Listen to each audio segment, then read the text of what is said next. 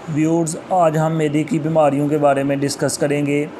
एक बीमारी है गैस्ट्राइटिस, जिसको मैदे का वर्म बोलते हैं। मैदे को मुतासर करने वाली सबसे बड़ी मर्ज़ यही है।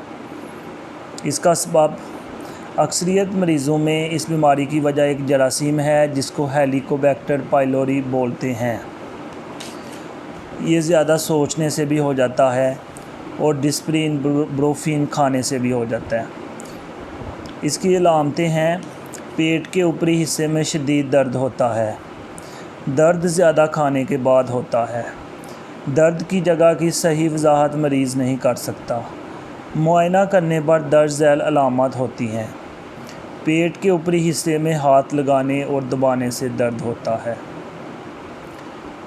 इसके टेस्ट के लिए एंडोस्कोपी इस्तेमाल की जाती है। इस पर मैदे की दीवारें सूजी हुई होती हैं।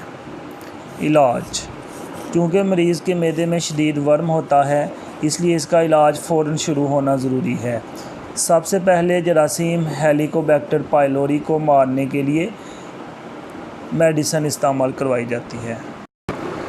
इसके लिए डॉक्टर आमतौर पर 2 एंटीबायोटिक्स और एक दवाई तेज़ाबियत को कम करने वाली इस्तेमाल करते हैं।